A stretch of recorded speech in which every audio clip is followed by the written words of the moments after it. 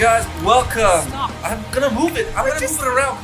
Welcome to the Heavy Metal Citadel podcast. And we are very excited to have one of our local talents, local thrash hardcore crossover band members from Inhuman Nature, Chris.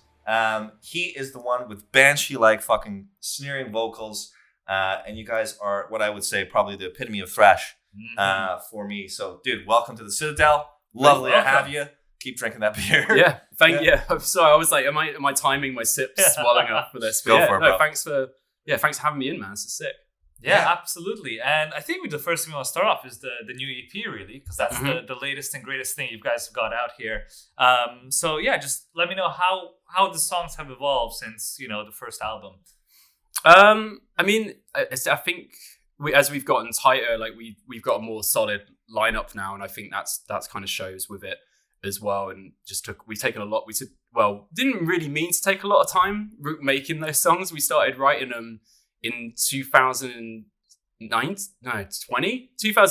when we demoed them, and we all, like, you might have heard this in an interview already, but we went away and like secluded ourselves trying to like write songs and stuff like that, and we did them then. And then just because of fucking boring COVID shit, we couldn't get together to do it. And then those were the 3 songs that we recorded last October. So it was a really quick turnaround in getting it out and everything like that. But we booked recording almost like 9 months prior anyway. We were like, well, we'll just go and do a demo and see what happens, because we weren't sure if we were going to write different songs or maybe we would save these songs for an album and just see what happens. But just because fucking life, these were the songs we did in the end, man. But I thought it was sick, and like we went to a different studio.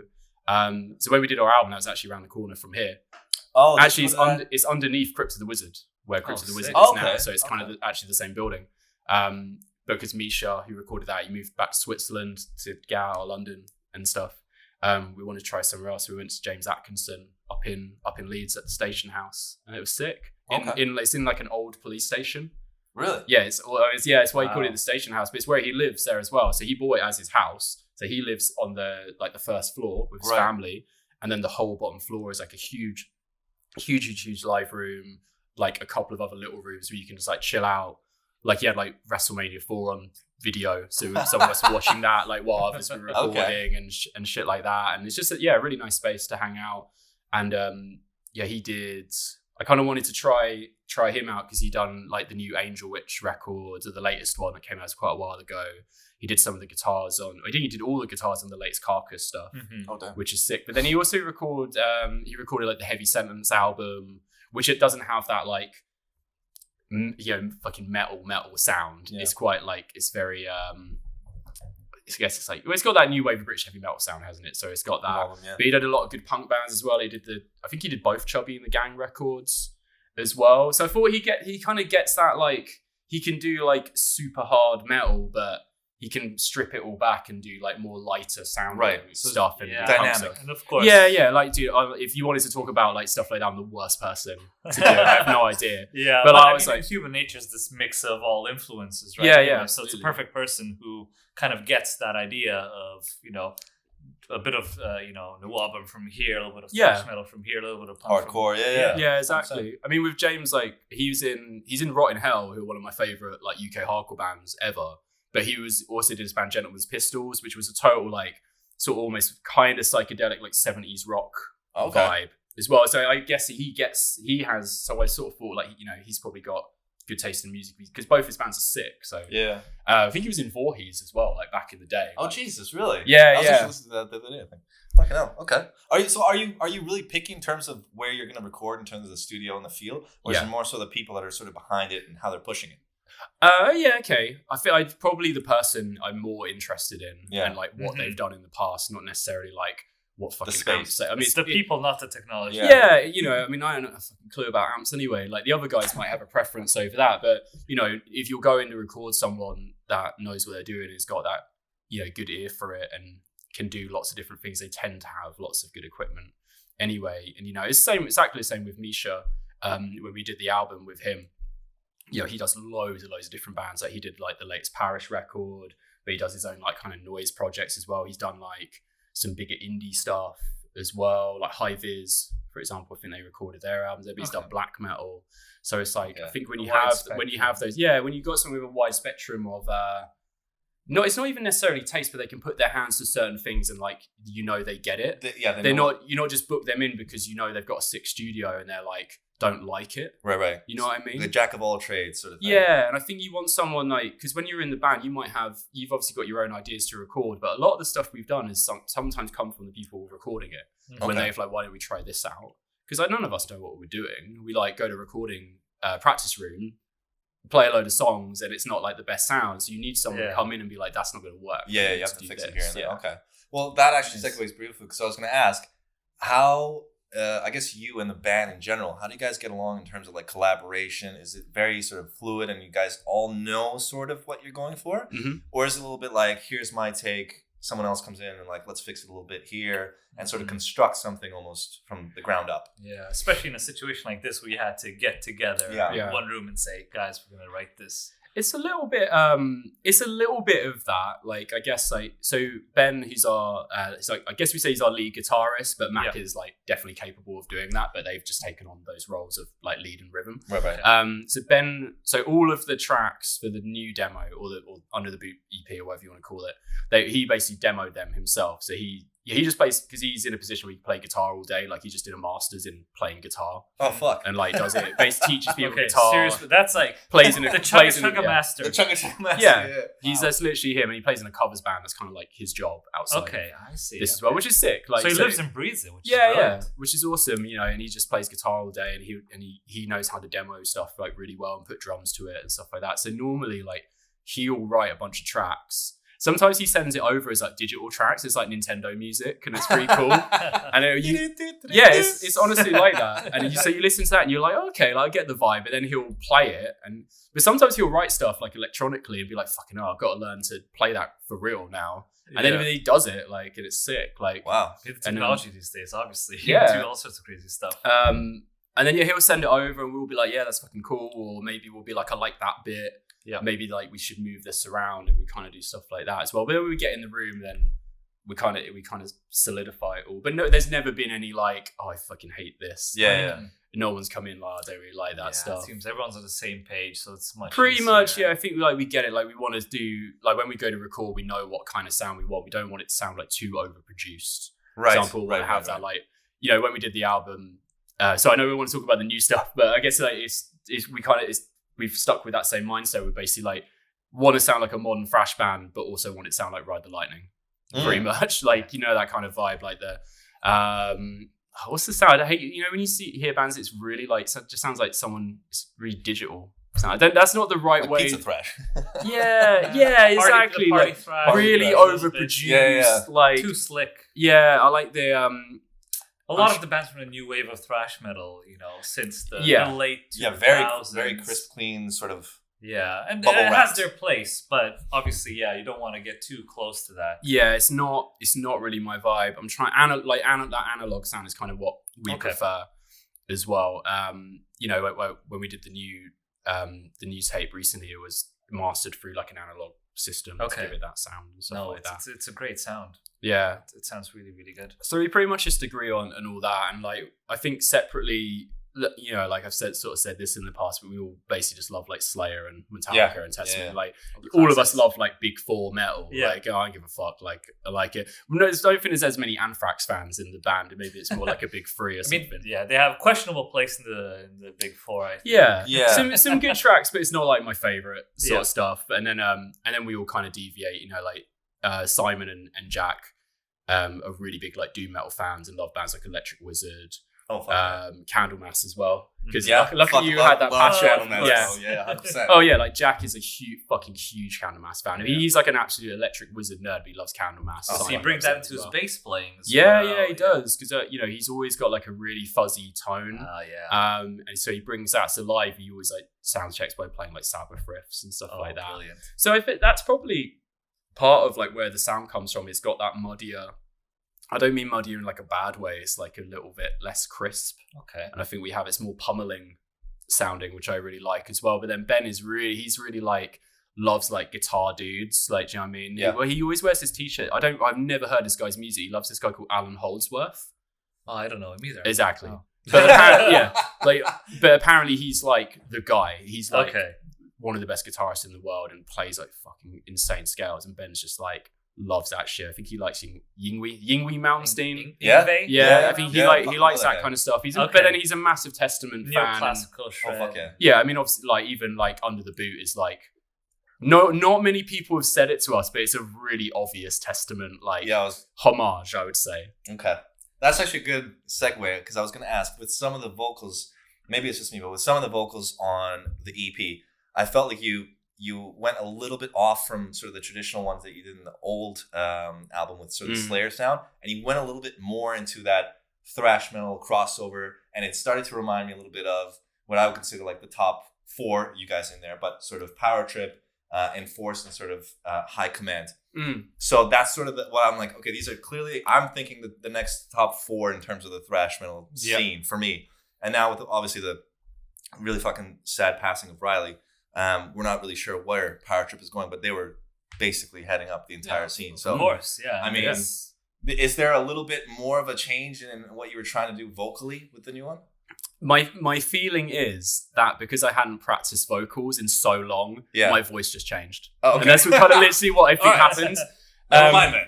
I retract the question. Well, I mean, it's a good question because I thought about it recently and I was like, is this just naturally what it's like? Because before I did Inhuman Nature, I did like more like, I was in like a screamo band for a while. And then I did more of like a post-hardcore band. That was kind of like, sort of Discord worship stuff like Jawbox and stuff like that. It's more like a punk rock, post-hardcore sort of thing. So it was more yelpy vocals. It wasn't heavy at all. Yeah.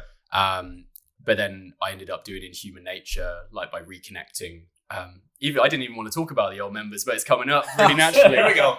He specifically said no. Okay, but here we go. Anyway. But so then I got asked. I ended up hanging out with like an old friend, and he was doing Inhuman Nature with someone else, and he was like, "Oh, we need a singer." Like, and I was like, "I definitely have time to do it," and I liked hanging out with this dude. Don't speak anymore, but we won't go. Maybe that's a conversation for a beer after.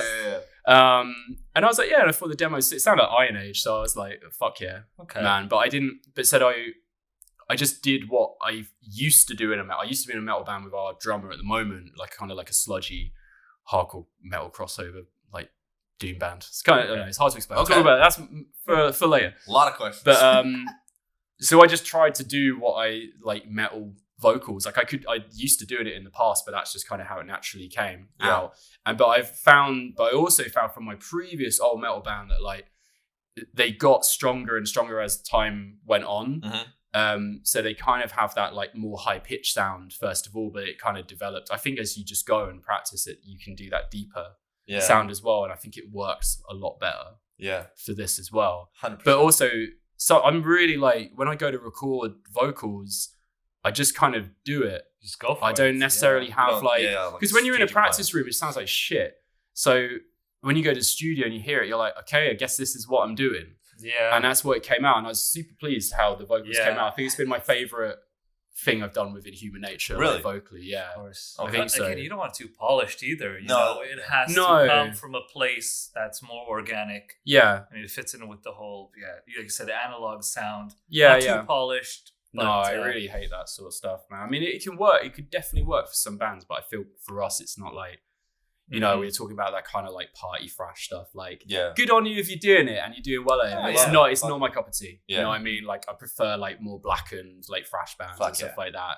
More gnarlier sound. Like, I don't know, man. But anyway, so just to try and bring it back on topic, the vocals, I guess that's just what happens. Yeah, brilliant. But I like it, so I'm going to try and roll with it. We like it too. And that's a perfect segue for the song that we're going to play now, City of Dead, off the new EP. So we'll be back after this.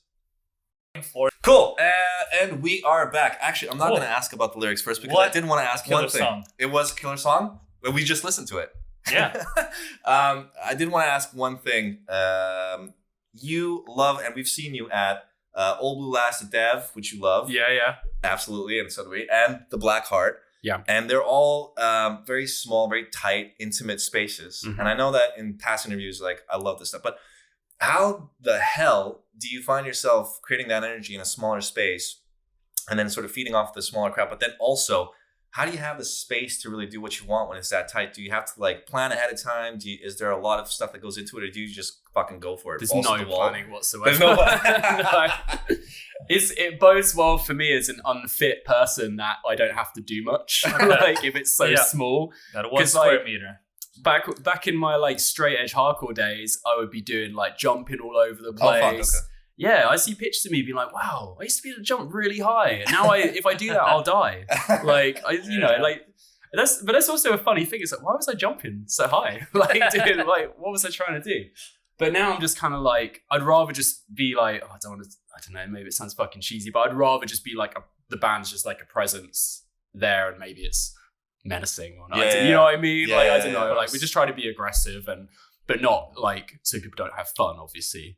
You know what I mean? I think the smaller spaces works really well for what we do, you know, but hopefully we'll get to play. Well, obviously we've got got Bloodstock coming up and stuff like that this year, so that's quite big. That's a big stage, so I'm gonna have to start doing my fucking couch to 5K soon, and of course, like that. So you think that's gonna impact in terms of how sort of the energy comes across? Because again, it's a bigger space. There's going to be a bit of a distance. Maybe it's an afternoon slot. You know, are you guys playing early or later? I mean, it's the second slot of the day, so I think it's possibly around midday. But apparently, it's like a good slot to play. Like I spoke to a couple of bands who have done it, and they said it's always sick. And I think the band I used to be in with Simon, so I left after a while, and they went on and did stuff, and they played it really early on in the day. They were like first or second on, and they said it was. I've seen photos of it, and it looks sick. People are gonna be thirsty for any kind of music. Yeah. So now's the fucking time. Yeah, any time doesn't matter. I think people will be up there banging their heads. Yeah. Obviously, maybe not stage diving because it'll be a climb. Yeah. But I think it would be cool. I think we'll be all right. Like, hopefully the songs can transcend into that kind of space as well. Like, you know, and I don't know how. I mean, we've never done that sort of thing before, so I'm going to find out and see what it's like. But I think it would be cool. I'll put my foot on a monitor and headbang and go just fucking have fun. Yeah, exactly. I feel like that's the best when you're having fun. The fucking crowd has fun. And if all else fails, just bring the sword out and we'll see. See, that's another thing is I watch you guys on Instagram. Who's got all the fucking morning stars and the maces? Who's got the most weaponry? Jack, who's the one member of the band who lives in the middle of nowhere. Okay, that's why. Because he just fucking cuts shit. He's got prepared for any sort of marauding forces. He is prepared for when we get nuked soon. Yeah, 100%. He's the one to follow. Okay, cool. He's got so many. So have you ever seen the back of the album? It's got all the weapons. They're his. Like, they're all his stuff. Okay. He just took. That's just basically. He just took a photo of him laid out on his bed. Yeah, that's the one I was thinking. Yeah. I have a sticker. Was it the? That's it. The sticker. That's from the sticker. Okay, cool. So he's got like a coffin door in his room and all sorts of mad shit. Has he just always been obsessed with this stuff? Yeah. He loves shit like that. If he likes doom metal, he's gonna love this shit. You know? 100%. He's really into. There's this film called The Blood and Satan's Claw, which is where like the song I kind of named it. Okay. I kind of named the song that for him in a way because he loves that film so much and kind of like used it in the lyrics, and he collects anything he can get his hands on about that. It's a sick film. Yeah. But I just have one DVD. Okay. But he has like loads of different copies of it. He orders these like cool lobby cards and shit like that. So he's into like discreetly really into like some sick shit, but like collects. He's very particular how he collects. Like he loves collecting electric wizard shit and stuff like that. Yeah, it's like a treasure trove around his house. That's cool. Nice. Well, we gotta go there. But actually, that is interesting because I was gonna ask about the lyrics. Then where does a lot of that stuff come from? Is it you? Is it collaborative? Is it just like whatever the fuck you guys? Because I know you guys have this sort of road warrior, time traveler theme throughout. Is that still the main thing, or is it influence from everywhere in else? a way? I mean, I guess like for the demo, obviously you've probably seen like the demo cover, and then it transfers to the album. I think the EP is like separate, so like the Road Mutant split was separate from that loose story that I kind of made up. I think album 2 will maybe be the last of that to kind of close it off, and maybe then I'll start something else artwork wise after that. But I already know like the album title, what the artwork's going to be. Nice. Follows on directly from like the first LP. But then Under the Boot was like, I mean, if you read the lyrics, like they're kind of obviously about what we've all had to go through in the last 2 years and stuff like that. You know, like it's quite funny. City of the Dead, like so. I think I was saying to you that I cycle past here to go to work. I just work down the street. So I was cycling to work like during prime pandemic time, and I was like, had to go to, I don't know even why the fuck I had to go there. I had to go and look after the office, and I was the only person there. I don't know why, like one person always had to be there or some shit, and like I got roped into health and safety. Yeah, just some bullshit. I think maybe there was some people learning there or something. So anyway, so I would be like cycling along, and it was sick if you cycle in London, because you know like the main strip, if you go up the main road that comes along Liverpool Street, I got knocked off my bike like up there 2 years ago. Okay. Just before the pandemic hit. So it's fucking dangerous. So what, a car just fucking hit you? Yeah, a car like swiped my back wheel, and then the handlebar turned round and stabbed me in the leg. Fuck, so I've still got a weird dent in my leg. Oh shit. So I got taken to hospital straight away, which was super sick because ambulance was there in 5 minutes, like took me to hospital. Nothing was wrong. Bless the NHS. Yeah, exactly. That's when I'm like, the NHS is so sick. But I'm convinced that I caught chickenpox from that hospital. What? Really? Yeah, because I didn't have chickenpox as a kid, and then a week later, I was in the shower. I was like, oh shit! Like I was talking to my girlfriend. Sores. Did you take an oatmeal bath or?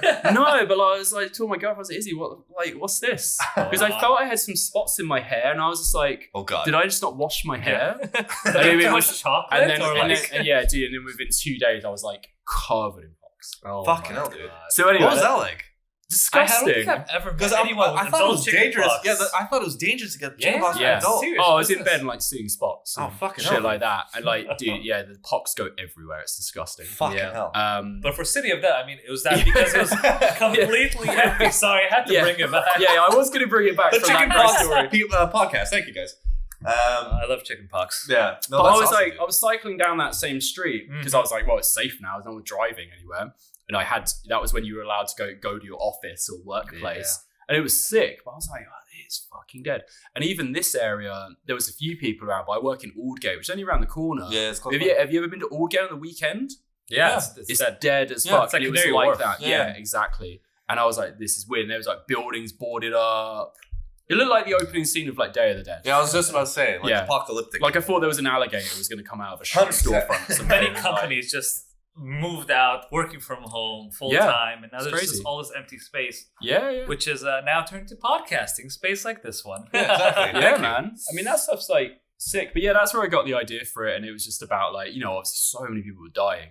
Yeah. Obviously, the government didn't really do anything about it for a long minute as well, and it was just that really. It's like, you know, it's so many people dying. It's crazy. It's fucking sad as fuck. I mean, like luckily for me, I didn't know anyone that died of it, you know, but I know people I worked with, like I've got a colleague who, like, his dad died from it, and his nan. I had another dude who's like, he had like almost 5 members of his family die from it. It's fucked, man. So yeah, it's just like it's fucking wild. Grim time.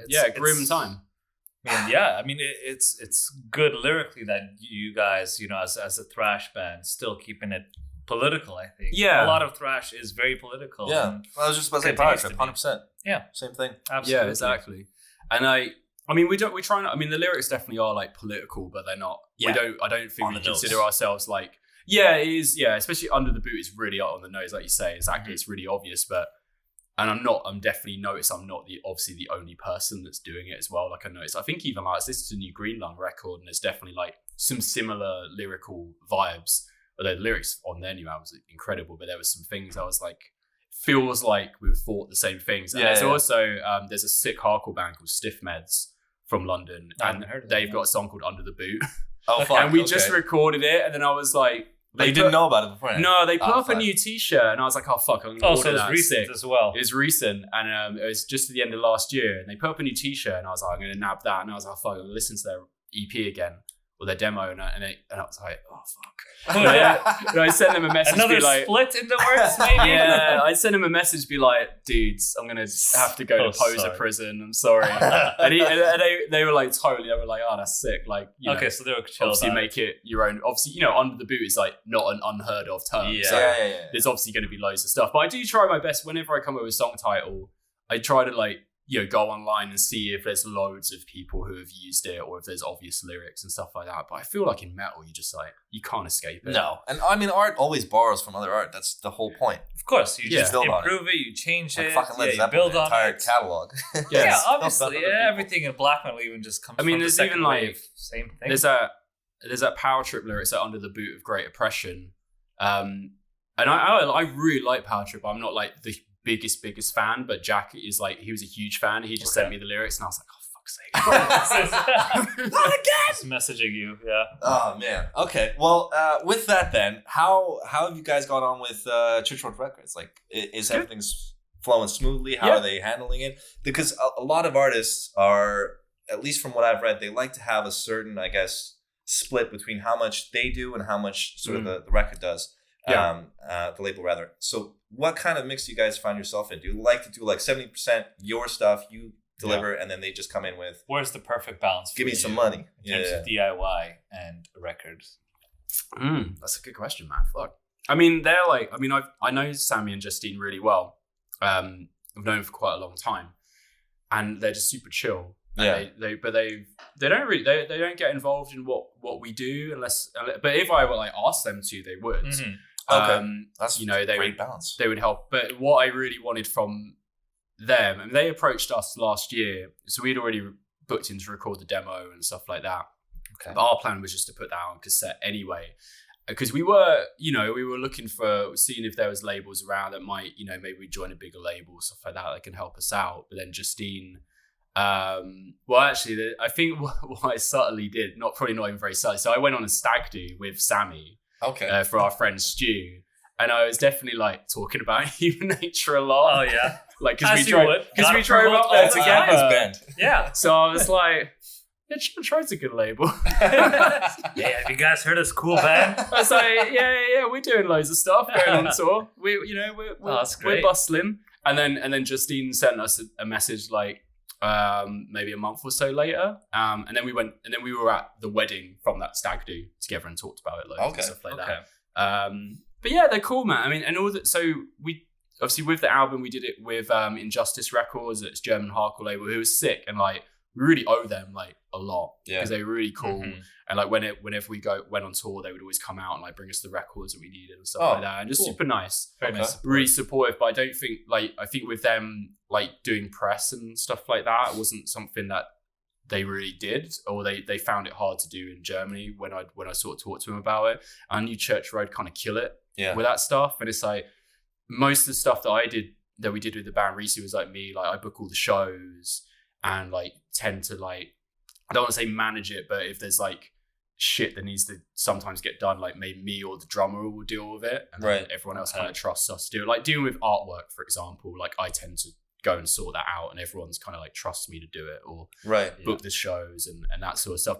But press is like, it's partly that I hate it and I can't bother to do it, but I want to do it. Yeah, but I don't know how. Necessary evil. Okay. Yeah, exactly. Well, you're here, which is great. Just keep them drunk. But obviously Church Road are like know exactly what they're doing, and they had someone like, I think I'd written our bios before, but they had someone else write a new bio for us, and it was sick. And I was like, this is really good. Yeah. So they've just got that nailed down, and they can help us with that kind of stuff. I mean, I think when we put this out, there was a noticeable difference in like had we have just dropped the EP, I'm sure it would have done really well. But I think there was a noticeable difference when they did it. Like, even if you're looking at like stupid shit like the Spotify stats or whatever, or like, obviously it was reviewed in, I think it was reviewed in Kerrang online. Which is sick. It was. Yeah. Yeah, see, there you go. Yeah. That's cool. Metal Hammer did it recently, which is fucking sick. But the more coverage, the better. Yeah, exactly. Nowadays. But if I had just emailed Metal Hammer, they probably would fucking ignored it, Well, they might not have done. I'm sure they're lovely people over those magazines, but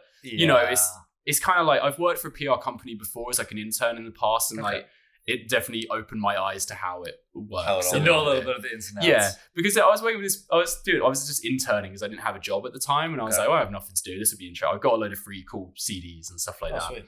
And this was years ago, but some of the bands that they used to say were cool were not cool at all. And I was like, shocked. I was like, you think this band sucks, right? Like, I'm not going to name names, but I was like, this band is fucking shit. Like, but then the magazine would be like, this is fucking great. And of course, I mean, they have a job to do as well. Yeah, right. There's numbers behind them. Who fucking cares? Yeah, as a PR company, you've got to watch out for your clients. Exactly. And, and that's the thing. And, that's just what we didn't really have before. And, it's just not my area of expertise. I like booking shows and going to do them. Yeah, but that's the brilliant part about working with someone like that. It's that synergy with, what maybe the band isn't good at, but what they're good at. Absolutely. They can support you and while trusting your vision, for example, with the artwork and things. Yeah, exactly. Not interfering in some bits, but allowing you to be as good as you are without having to do everything. Yeah, exactly. And that's what you need. Like if you're creating like a team of people kind of around the bands, like, it'd be like if we ever got a manager or something like that, they would really have to, I don't know, they'd have to work with us in a certain way probably for us to really get it, because we're so used to just doing it ourselves and stuff like that. But with Church Road, I just trust them to do what they do well, and they do it, and they're sick, you know what I mean? And they're obviously doing it for loads of other bands as well. They're a really busy label, and putting out sick shit all the time. I was going to say, with that, in terms of the artwork, which I, by the way, fucking love. It's totally up my alley. Yeah. 80s, like, I fucking love it. Who do you, because I know that you do use someone, so you could definitely plug them in here, but who do you go to for your artwork, for your albums? For album 1, we used, and the demo, we used Andrei Buzikov, who did like Municipal Waste, not Cannibal Corpse, Cannabis Corpse. Oh yeah. And a lot of other good bands as well. But the really famous, like all the Municipal Waste stuff, I think. Yeah. So, I used him for my old band that I mentioned earlier once, and that was super sick. And then did him for him for Inhuman Nature. So probably be going back to him for album 2, because it'd be weird if I got someone else to recreate. The character. Yeah, exactly. He's super easy to work with. He gets the vibe. Okay. Super chill. We used Art of Nerdgore, Australian guy, for the Under the Boot stuff. Okay. Who was super sick. So we actually originally hit him up for the demo, and I wasn't like in charge of dealing with it. It was like the original drummer was. Okay. And it didn't work out. We ended up using Andre, and then I asked, forgetting his real name. Anyway, Nerdgore. That's probably his Mr. Gore. Yeah, you'll probably find him. Yeah, I hit him up for the Road Mutant split, and he wasn't available for that. So then we ended up using Bargain Bin Blasphemy. Can't remember his name either. But that artwork was sick. But then I was like, who are we going to get to do Under the Boot? And my original vision for it was almost like a sketchy death metal kind of demo cover. Yeah. And I went and I almost wanted it like no real detail at all, just like a boot fucking squashing a head. Yeah. And I gave him the idea, and then that obviously he really went in on it as well. And it's so much better than what I envisioned it would be as well. And he was super awesome to work with. I think he sort of took a little bit of time out to do it as well. He seemed super happy with it. Good. I think he likes the band as well, which is nice. Because it's always nice if you work with people who like the band. As opposed to just like churning out the product for someone else, and you're not. There's no passion. Exactly. There's a little bit more passionate. And I think when you work with people like that, they go in on it as well. And I sent him a long sleeve and a cassette the other day. I saw that on Instagram. I was like, hey, man. And who else have we used? So we did Bargain Bin Blasphemy for the split, and that was fucking awesome as well. I thought that was Nerdgore at first, but then I realized it's quite similar. It was a vibe, definitely. And he did a lot. The ones I got turned on to him was he did the Witch Vomit records, which I thought were really cool. I recently saw that too. Witch Vomit. I think you sent me that. Right? Yeah. It's fucking sick. And also, we got that. You seen it? I don't know. It's not that shirt. You seen the shirt with like the face melter?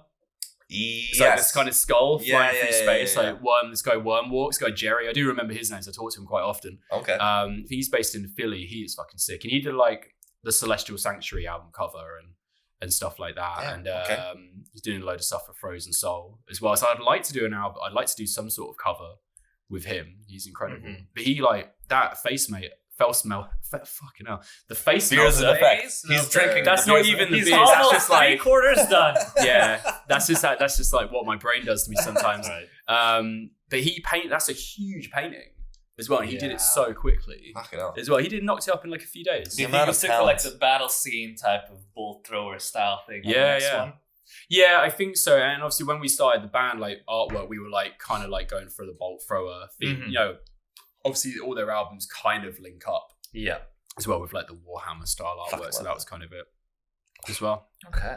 But yeah, man. Cool. Well, I got to ask, what are your thoughts in terms of sort of the London hardcore crossover thrash scene?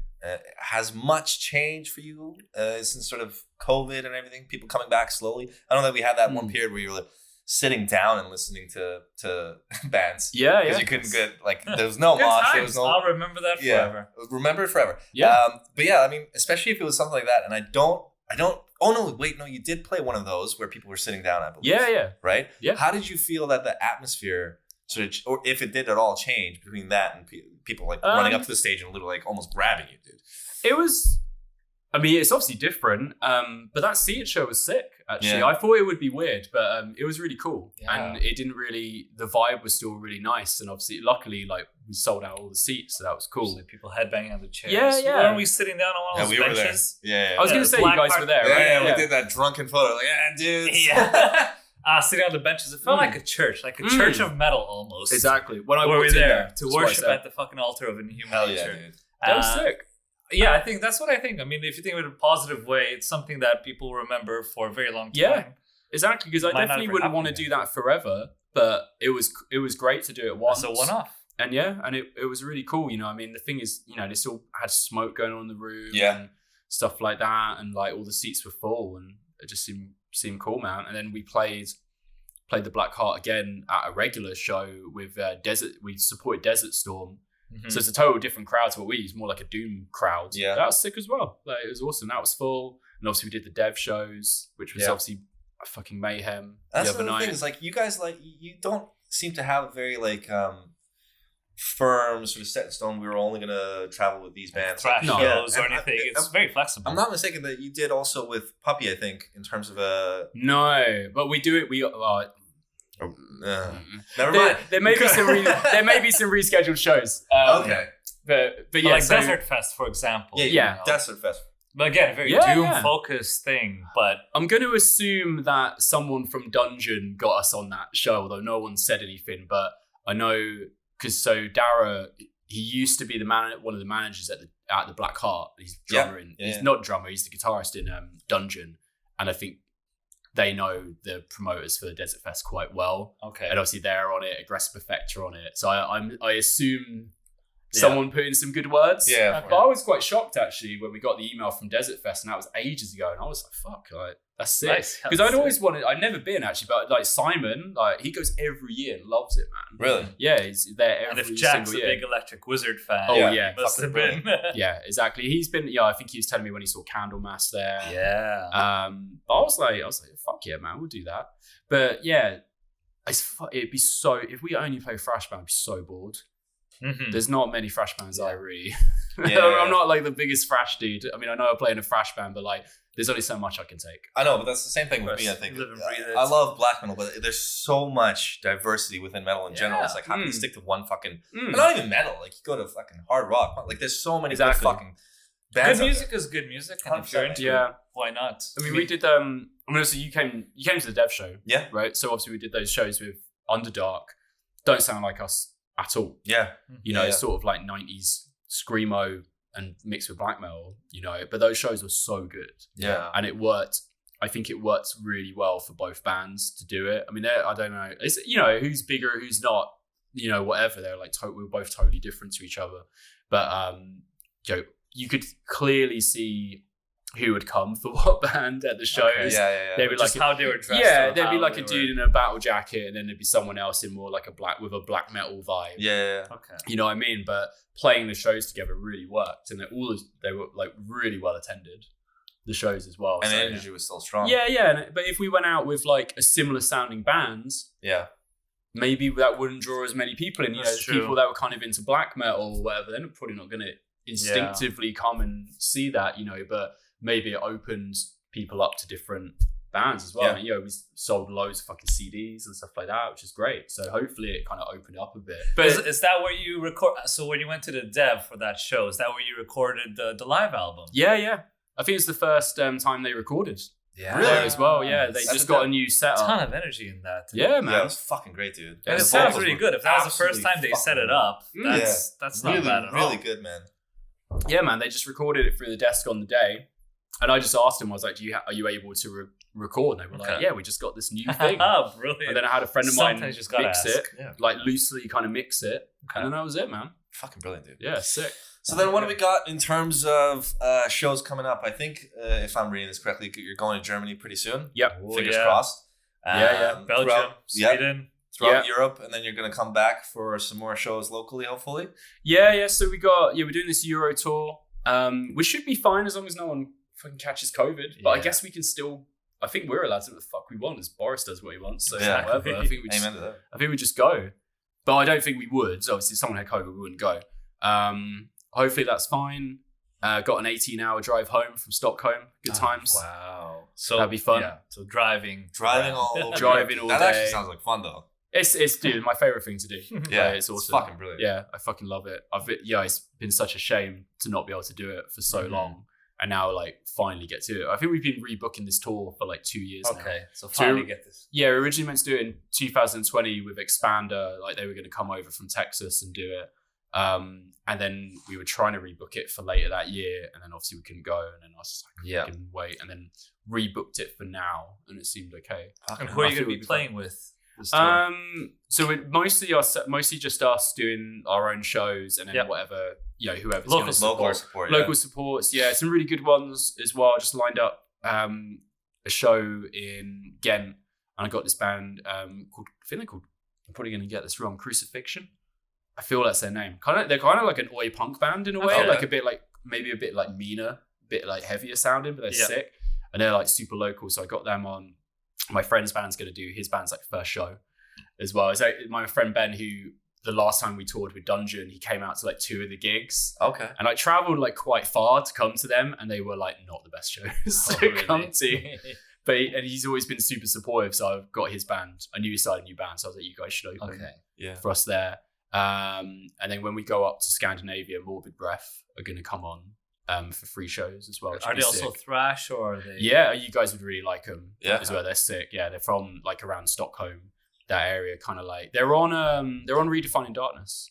Okay, as well. Like really sick, kind of like similar to us, but maybe it's got like the Entombed like Scando vibes. It's really cool. Because that's the new unique twist that they can bring into it, isn't it? But the Oslo show is us, them, and Lowest Creature are playing. Oh yeah, Lowest Creature's out for that show. That's nice. Because I think they were saying they hadn't played in Norway before. Okay. So I really hope that show is good, because they'll probably be pissed off if they come all that way. I mean, I heard from your previous interview. You recently Spotify to see where your listeners were, and the Scandinavian countries.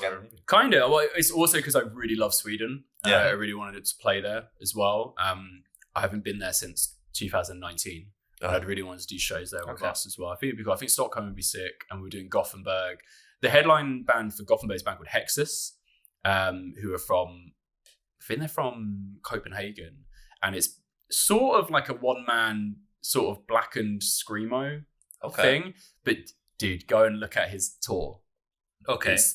It's like intense. Really? Yeah, it's I wish I could do that much touring. It's insane. If it's a one-man band. No, it's not a one-man band. But I think it is like one dude whose band it is, and then people come and go. Tours. Yeah, I think so. Yeah, I mean, I'm sure it is a real band. They're really good. So it's their show, and then I got us and Morbid Breath to like tag on it, because I approached the same promoter. Yeah, and they were like, "We've got Hexus," and I was like, "That'd be fucking sick." Like, that's true. But yeah, this dude, honestly, his upcoming tour is like 2 months or something. Fucking hell. Yeah, it's insane. It's, how old is this guy? He must be young. This guy. Yeah, because at some point you can live and breathe. God damn metal, but I know, but that's exhausting. There's a work-life balance to it, isn't there? Like, it's even with Inhuman Nature. Yeah, I mean, there's probably like 5 shows in like Serbia or something like that. Oh Lord, crazy shit like that. Plays everywhere. Like, I'd love to do that, man. And like, whenever I pitch tours to the guys, they're just like, fuck. Not again. Let's take another album. Yeah, no, it's especially when you have a 5-piece, everyone might have their own schedule, work-life balance. Every person becomes another variable. Yeah, it's hard, man. After the summer, we really don't have that much time to do stuff. So I think we're kind of like going to use the second half of the year to write, and then next year will be like touring again. Okay, so when's the next album? Would you say next year? Next year? Yeah, I think so. Nice. Fingers crossed. That's Fingers what I told Church Road anyway. Okay. It's official. 1 month left. Cool.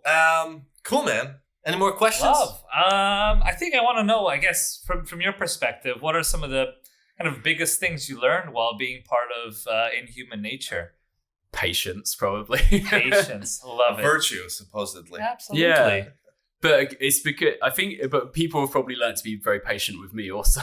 So Yeah, it goes both ways. But we're We've pretty got to be easy patient with going. each other on this podcast, essentially. But yeah, I don't know. I mean, we're really easygoing, to be fair, and but I think we've all had to be quite patient over the last couple of years and stuff like that. And I don't know, man. I mean, I guess we're getting better with how we want to sound and what we want to do and stuff like that, and our commitment to it. And it feels like everyone's really on board with wanting to do it, but within what we can physically do, and we've all got jobs. Like Simon's got a kid as well, so some of us, we've all got jobs we need to do. Like my job's super fucking full on. Is it? Just trying to do it. Yeah. But everyone's it feels like everyone's wants to do it and is super committed to it That's a big thing, within isn't reason. it? You know That's what a I mean? big thing. Yeah, exactly. Like if only there's one person in the band that really wants to do it, and it's not going to work. Yeah. So everyone's got to be really on board with it. I think, and everyone is, man. It's a shame that we all kind of live in different places. I live round here. Yeah. Simon lives on the other side of town in West London, and Jack's in Luton. And Luton. Yeah. Oh, yeah. fucking hell, mate. Driving up to his place is really fun. Great airport, but otherwise. Yeah. He lives in this mad on the grounds of a huge country estate in a really beautiful house. It's like a Mr. Burns situation. It's crazy, man. But there's rumors of an escaped big cat on the grounds and stuff Jesus that. Christ. Yeah, it's crazy. So I actually really enjoy going up to get him. It'd be a great place to record and get some inspiration too. The last time I went there, I don't know if we were going to go. We went to see Green Lung. I might have been. No, you know what? Is when I went to pick him up for the Underdark shows, and the first thing I saw pulling into the 10-minute driveway to where he lives was a fucking hawk that had come down on a pheasant. Jesus Christ. And it was like a bloodbath. Wow. And then we were driving out of there, and it was loads of them just picking off these pheasants. Fucking hell, dude. It was insane, man. Yeah. Inspiration much. Yeah, that's good. And but yeah, it's just fucking everyone's into it. But we don't get to hang out. I think what I was getting is we don't get. Two of the lads are in Hastings, so we don't get to hang out regularly. Train ride. So it's always WhatsApp stuff, and every now and then we have a group meeting on Zoom or whatever. Yeah. It doesn't really do anything. Nothing really gets done. Okay. We But make a it's list good of to things keep that do. connection. Yeah. But then when we get Keep to go it on back tour, together. it's always really fun, and there's no fucking dramas. There used to be dramas in the band, but now there's not. It's over with. That's good. Yeah. It's a new era. Yeah. Absolutely. And, New era, new EP, Yep. new album coming out soon. I think Inhuman Nature is killing. What was I going to say? Stuff. You're already drunk. Yeah. Yeah. We do Anyways, kill stuff. yeah, man. This is your time now. If you want to plug anything, you obviously got the Any EP last out. words? You got the shows coming up in Germany and Europe. Yeah. Where can we get the merch? You can get the merch from our Bandcamp. Yep. Inhumannature.bandcamp.com. There's merch. Please buy it. Tour's really expensive now because of Brexit. It's actually really Fucking Brexit. Getting the train is £300 now. It used to be £8. I know. It's fucking crazy. So we're getting the ferry, and I hate the ferry. You're getting the ferry. I fucking hate it. Fucking hell. Yeah. We're getting the ferry on Thursday morning, and then we've got to do an 8-hour drive for the first Oh, show. But it was outrageous. 150 quid cheaper. Really? Yeah, man. I mean, no wonder the bands we talked to before, they don't want to come to the UK. No, they're like, Brexit fucked you, not us. So many extra steps. Yeah, it's you know what, it hasn't been that bad. There was always fears about getting carnes and stuff like that, but you only need that stuff if you're renting. Apparently, Okay. We're correct on this because I don't want to get fucked over straight away, but because we bring all our own gear and we have mostly have receipts for it. Okay. And that's it. You just take it, and apparently that's fine. Okay. So It's no import. no, Thanks, we're a little bit confused about what to do with Norway because you meant to have this carne thing, but then it's really complicated. I was I gave it to the Lots drummer. of admin work. I gave it, luckily the drummer, Simon is the admin guy. Okay. He's really good at it, and I'm not. So I'm can you please do sort this. this out? Yeah, and he's really good at You need it. someone like that. Otherwise, it'll. Yeah. Yeah. So he just does it. Brilliant. We got another tour we're doing this tour in Europe, and then we are doing a tour in May, which hasn't been announced yet, but we are doing one. And now it has. Probably, Exclusive. It's probably going to be really obvious who it's with, but we are doing that. That's going to be sick. And then Can't wait. 2 days after that, I'll be on tour with Sadistic Force, who are coming over from Texas because I put them out on my label. And after about 5 days, they join up on an Inhuman Nature tour as well. Brilliant. So they're going to be touring, doing their own shows. They're doing 2 shows in London because why not? So they're doing the Dev. That's going to be sick. The lineup for that's really good. Brilliant. So Sadistic Force, Vacuous. We've got to get out to that one then. Venom Wolf, and Burial Rot, which is Dan from Underdog's death metal project that he does. Okay. And then we're going to be doing a show at Helgi's as well. And we're going to get another band to open that up. And that's like super close to here, so that's going to be fucking sick. Yeah, I've never Easy been for to us. Helgi's actually. No, me neither. Oh, have you never been? No. We should go there now. All right, Brilliant. let's go. What a I way went to there wrap last this night. up. It's fucking sick. Oh, yeah, you love it. Like, it's really We've cool. been missing out clearly. I went to see Heavy Sentence and Parish there, and it was sick. Fuck yeah. It's really cool, man. Yeah. It's exactly like what you want. from Perish that the Doom place. guys, yeah? Yeah, man. I love those guys. We sort of had I can't remember the dude's. I think it's James. He's the bassist. Okay. He came to the Dev show as well, and I was like, we should do some shows. And he was like, I'd love to. So like, hopefully we're gonna figure something out with them. But again, and that stems from like, on a tour with fucking. If we got offered a good tour with a thrash band, I'd do it. But like, if I have the choice, I'd always pick a different sounding band as well. And that's it for June. But yeah, June we're heading to we're doing Birmingham, Norwich, playing in the pizza place, which would be fun. The pizza place. Yeah, The it's a true pizza thrash. You know? yeah, exactly. Pizza place. I hated on Pizza Fresh, but now I'm living it. I'm literally living it. Fuck it up. Then we're going to Glasgow and Edinburgh, Okay. and then playing the last show in Leeds at Temple. They're not Temple of Boom anymore, as I was told in an email. It's just Boom. It's changed. Yeah. They were like, we haven't been called Temple of Boom in like 4 years, and I was like, sorry, man. Brilliant, man. Well, listen, thank you Good so stuff. much, guys. Listen to the EP. We're gonna play another track for you guys before we end up. And buy the merch. Come out to the shows. And thank you so much, dude, for doing this, for coming here. Band. Yeah, this is sick. Thank you. Cool, Thanks man. for having me. This is Chernoglav here, the hero with the silver mustache. And I'm Chort, apparently the crop infester. Guys, thanks for listening to the Heavy Metal Citadel podcast, and we will catch you on the next one, guys.